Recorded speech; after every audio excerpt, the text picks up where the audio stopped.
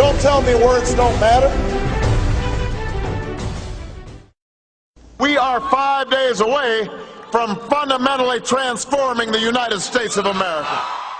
And the way to make government accountable is make it transparent so that the American people can know exactly what decisions are being made, how they're being made, and whether their interests are being well served.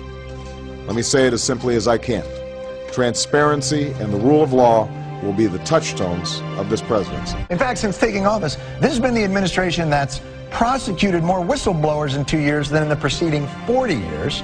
It meets with lobbyists across the street from the White House so they don't have to disclose they're meeting with lobbyists. And, this is true, censored nearly 200 pages of internal emails about their efforts to make government more transparent. How weird has this administration's record on transparency gotten?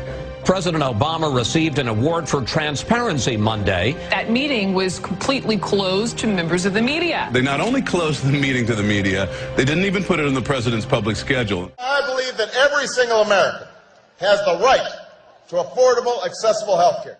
But these negotiations will be on C-SPAN. It'll be televised on C-SPAN. It's on C-SPAN. On C-SPAN. On C-SPAN.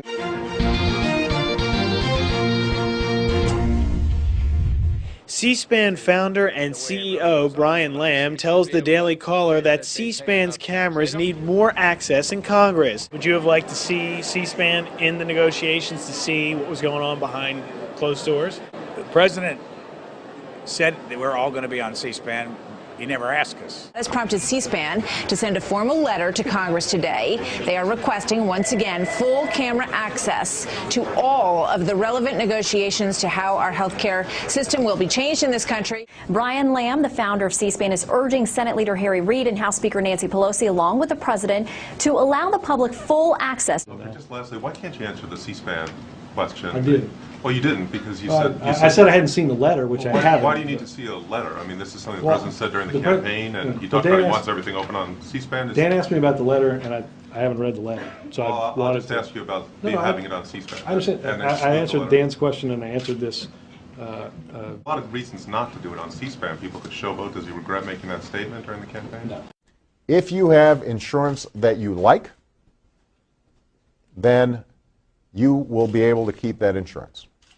If you've got a doctor that you like, you will be able to keep your doctor. Nobody is trying to change what works.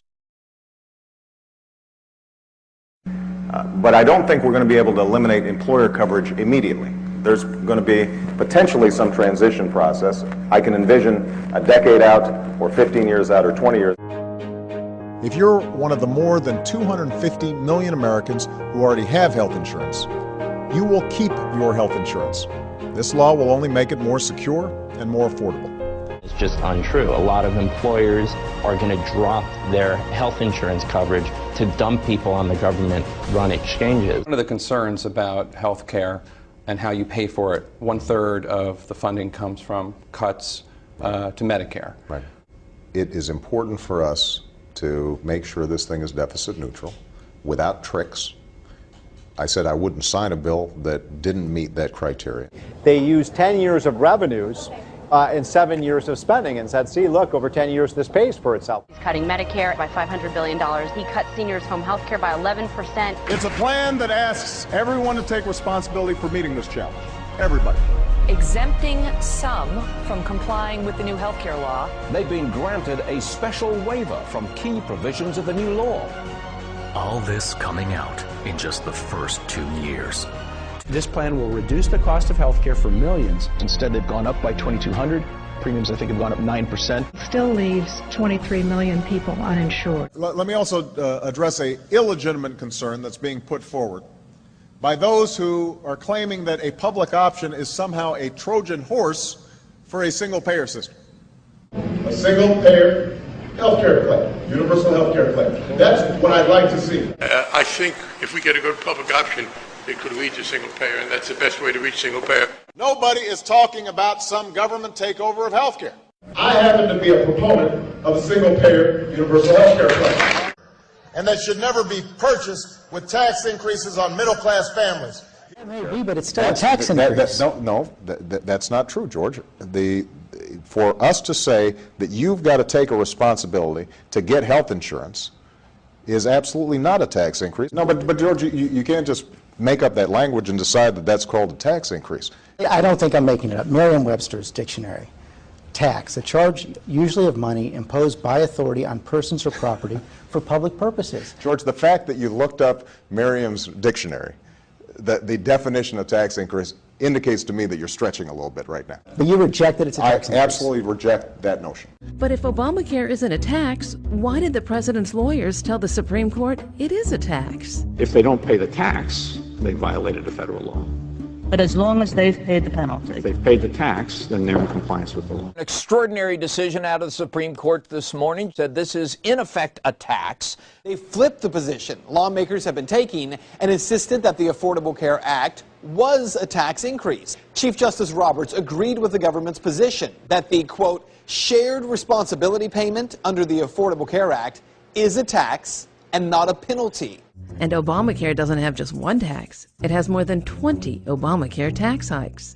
That is why Obama didn't want us to know about the Obamacare taxes until it was too late. But we have to pass the bill so that you can find out what is in it. So many people said, you know, back in August '09, we were all saying this seemed to be a tax, and if it was a tax, then this was going to be the largest tax increase in history. He broke that promise by implementing Obamacare. We're going to see, as you already mentioned, $500 billion in taxes, the biggest tax hike in American history. And I can make a firm pledge. Under my plan, no family making less than $250,000 a year will see any form of tax increase.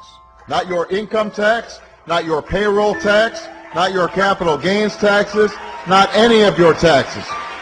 But the president of the campaign said that he made a flat pledge that he would not raise taxes on anybody making under $250. So is that pledge still operative? Well, again, I think in some ways your question is hypothetical because there are any number of different bills, different proposals. I think the president has outlined what he believes is the very best way to pay for health care. Hypothetical. He made a pledge. He said, I'm not going to raise taxes on anyone making under $250. Is that pledge still active? We are going to let the process work its way through it. So it's not. We're going to let the process work its way through it. All right? If you make under $250,000, you will not see your taxes increase by a single dime. Not your income tax, not your payroll tax, not your capital gains tax. You have, however, said you would favor an increase in the capital gains tax. As a matter of fact, you said on CNBC, and I quote, I certainly would not go above what existed under Bill Clinton, which was 28%. It's now 15%. That's almost a doubling if you went to 28%. But actually, Bill Clinton in 1997 signed legislation that dropped the capital gains tax to 20%. Right. And George Bush has taken it down to 15%. Right. And in each instance, when the rate dropped, revenues from the tax increased. The government took in more money. And in the 1980s, when the tax was increased to 28%, the revenues went down. So why raise it at all? Well, Charlie, what I've said is that I would look at raising the capital gains tax for purposes of fairness. I believe that this country succeeds when everyone gets a fair shot, when everyone does their fair share, when everyone plays by the same rules. It means making sure that the biggest corporations pay their fair share in taxes. That's why I've asked Congress to close some of the biggest tax loopholes exploited by some of our most profitable corporations to avoid paying their fair share, or in some cases paying taxes at all.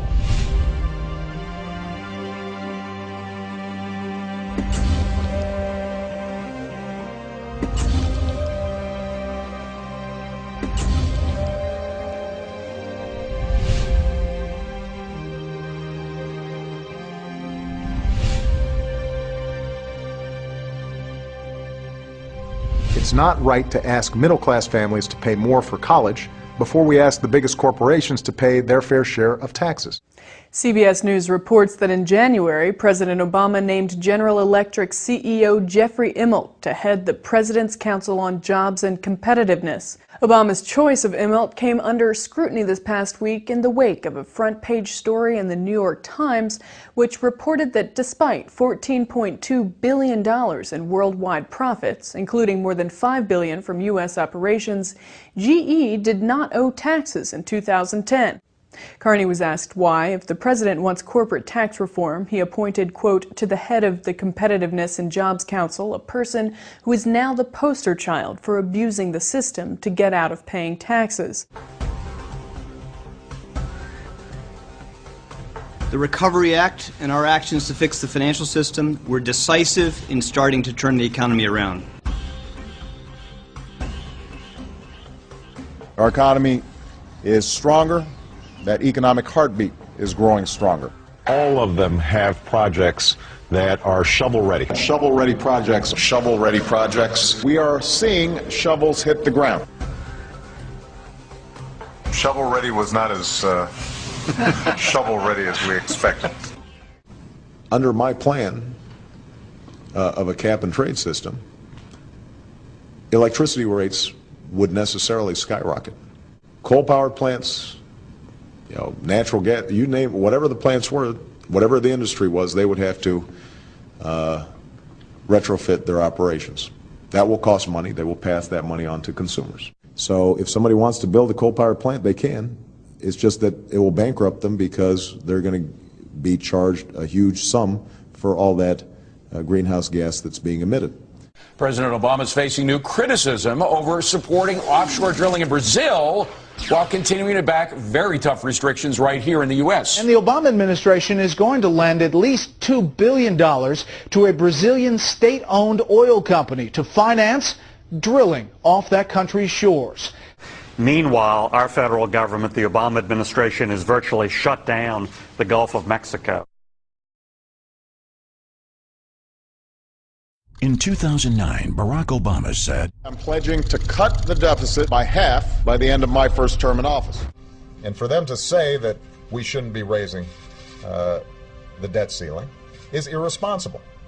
The way Bush has done it over the last 8 years, number 43 added $4 trillion by his lonesome. That's irresponsible. It's unpatriotic.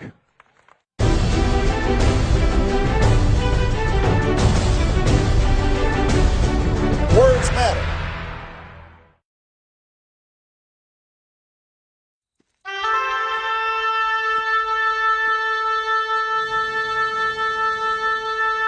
For a long time, I sat between the two graves and wept. The pain I felt was my father's pain. My questions were my brother's questions. Their struggle, my birthright. We are all shaped by our pasts, and we carry elements of the past into the future. But we have to be careful, because nothing can rob the future quite as much as the debts of the past.